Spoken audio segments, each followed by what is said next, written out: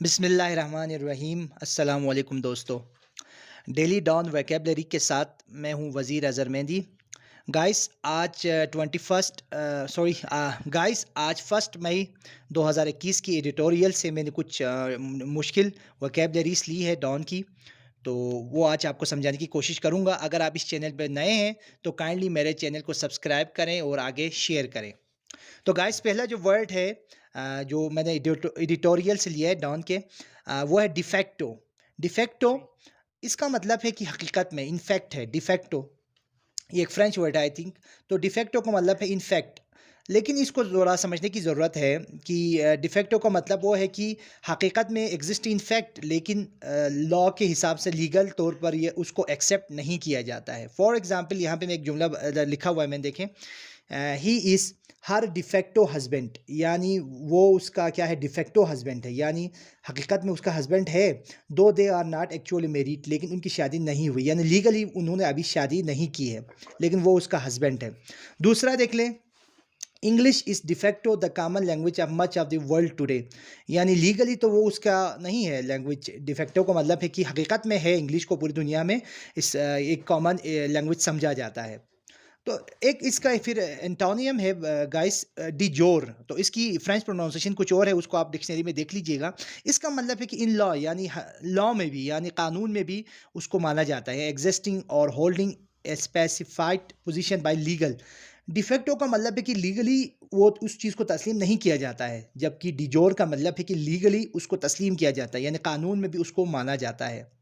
अब इसका जुमला देख लें, he has been de jure king since his father's death, यानी कानून के हिसाब से उसके अब्बू के मरने के बाद वो क्या है, असली किंग है, यानी असली का मतलब सॉरी, कानून के मुताबिक वही किंग है। ठीक हो गया जी। तो डिफेक्टो का मतलब है कि कानून के मुताबिक ना होना, लेकिन हकीकत में वो चीज़ एग्जिस्ट करना। जबकि डिजो का मतलब है कि हकीकत में सॉरी, कानून में ही वो चीज़ एग्जिस्ट करना, यानी इन लॉ। तो ये फ्रेंच वर्ड है, दोनों उधर से आए हैं। नेक्स्ट जो वर्ड है वो है चाइट। देखें, चाइट का मतलब है कि कोई बुरा, किसी को डांटना, ठीक है जी, मलामत करना, सजानिश करना किसी की, ठीक हो गया। तो स्कॉट, रिब्यूक, कैस्टिगेट, लेम्बिसेट है। इसका फिर मैं आपको निमोनिक्स भी बताता हूँ। चाइल्ड को चाइल्ड से याद रखें। चाइल्ड बच्चे को कहते हैं। देखें, बच्चों को क्या कहते हैं, छोटे बच्चों को अक्सर पेरेंट डांटते रहते हैं क्योंकि वो शरारतें ज़्यादा करते हैं ना। तो चाइल्ड को चाइल्ड से याद रखें। तो इसका सेंटेंस इस तरह बनेगा, she child it her him sorry for his bad manners. उनके बुरे मैनर्स की वजह से वो उसको उसने डांटा उसको, ठीक है जी, उस लड़की ने उसको डांटा। नेक्स्ट जो वर्ड था एडिटोरियल में जो मुझे डिफिकल्ट लगा वो है नाडीर। नाडीर का मतलब है कि इसको याद रखने के दो तरीके बताता हूँ। शाज व नादिर बोलते हैं ना, हम लोग उर्दू में बोलते हैं ना, वो यार इस तरह की चीज़ें शाज व नादिर। यानी नाडीर का मतलब है कि लोवेस्ट पॉइंट किसी भी चीज़ का, ठीक हो गया, सबसे नीचे वाला पॉइंट। या फिर इसका इंग्लिश में मतलब है कि कोई इंसान है, उसकी ज़िंदगी का सबसे जो कि जवाल जिसको कहेंगे आप, एक उरूज होता है ना, एक जवाल होता है। तो नाडीर का मतलब है जवाल का वक्त, यानी किसी की लाइफ में सबसे अनसक्सेसफुल जो पॉइंट होता है उसको कहते हैं नाडीर। तो the defeat was the nadir of her career, ठीक हो गया जी। जो शिकस्त था वो उसकी क्या बन गई भाई, वो सबसे जवाल वाला हिस्सा था उसकी लाइफ का। तो इसको याद रखने की एक तो मैंने तरीका बताया, शाज व नादिर को याद रखें, कम को कहते हैं ना, नडीर का मतलब ये कम होना, लाइफ में बहुत नीचे चले जाना। या फिर दूसरा निमोनिक्स यहाँ में लिखा हुआ है पर्शियन, आपने सुना होगा ईरान के एक बादशाह था नादिर शाह, ठीक है जी, उसको बाद में बहुत शिकस्त हुई। तो नादिर से आप नादिर शाह को याद रख लें, निमोनिक्स बन गई, ठीक हो गया जी। तो इसका मतलब है लोवेस्ट पॉइंट या अनसक्सेसफुल पॉइंट इन सिचुएशन और लाइफ, ओके। और ये भी बताऊं, इसका जो एंटानियम है वो जैनित एक्मी, यानी जैनित का मतलब है ऊपर होना, लाइफ में बहुत ज़्यादा तरक्की करना, ठीक है जी। तो इन दोनों को, एंटानियम को याद रखें, नाडिर और जैनित और एक्मी, ये इनके अपोजिट्स हैं। नेक्स्ट जो वर्ड है वो कार्शा ब्लैश। कार्शा ब्लैश का मतलब है कि आपको फुल आज़ादी दे देना, भाई कुछ भी कर लो, आपकी मर्जी है।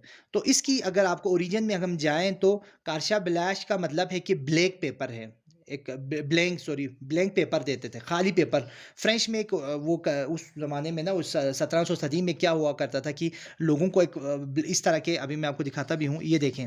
मैं फॉर एग्जांपल मैं आपको इस तरह का कोई ब्लैंक पेपर दूं और आपको बोल दूं यार कुछ भी लिख दो, मैं साइन करने को तैयार हूं, ठीक है। इसका मतलब क्या है कि आपको पूरी आज़ादी दी गई है, ठीक हो गया। तो कारशा ब्लैश का मतलब भी है ब्लैंक पेपर, ठीक है जी। ब्लैंक पेपर में आप कुछ भी लिख लो। एक रिवायत थी उस वक्त फ्रेंच में ना, कि आपको ब्लैंक पेपर दिया जाता था, किसी से एग्रीमेंट करते करते टाइम आप कुछ भी कर लो। तो इधर से ये जो है जी ये वो जो वर्ड्स हैं वो आए हैं, कार्शा ब्लैश। तो इसका मतलब है complete freedom to act as one wish, जो चाहते हैं तुम कर सकते हो, ठीक है। तो इसका सेंटेंस इस तरह बन सकता है, the architect has given carte blanche to design the store. उस स्टोर को डिज़ाइन करने के लिए उस आर्किटेक्ट को पूरी मर्जी दी गई कि आपने जिस तरह करना है डेकोरेट कर लो भाई। या इसका इस तरह बन सकता है, they gave him carte blanche to make decisions, ठीक है, उसको पूरी आज़ादी दी कि वो कोई भी फैसला ले सकता है। ठीक हो गया। तो ये बहुत प्यारा वर्ड है, इसको आप यूज़ करें अपनी राइटिंग में। अगर आप CSS या PMS कहीं भी इंग्लिश राइट करते हैं, लिखते हैं, तो इसको ज़रूर आप यूज़ कर लीजिएगा। नेक्स्ट जो आखिरी वर्ड है वो है रेप्रोचमेंट। रेप्रोचमेंट को देखें, एक पॉजिटिव वर्ड है, इसको याद रखें। निमोनिक्स में इधर लिखा हुआ है री अप्रोच, दोबारा अप्रोच करना। यानी फॉर एग्जांपल किसी की लड़ाई हो गई है तो दोबारा अगर वो दोस्ती करें तो रेप्रोचमेंट उसको बोलेंगे, यानी हार्मोनियस रिलेशन, अच्छे ताल्लुकात को बोलेंगे। तो इसका सेंटेंस इस तरह बन सकता है, there are signs of growing rapprochement, यानी अच्छे ताल्लुकात नज़र आ रहे हैं भाई बिटवीन पाकिस्तान एंड इंडिया। ठीक है जी। तो गाइस काइंडली मेरे चैनल को सब्सक्राइब करें, लाइक करें और शेयर करें। और इंशाल्लाह कल मैं 2 मई की भी जो वोकैबुलरी है डॉन की, उसको भी मैं शेयर करूंगा। तो इसलिए मेरे चैनल को आप सब्सक्राइब करके रख लीजिएगा। Thank you.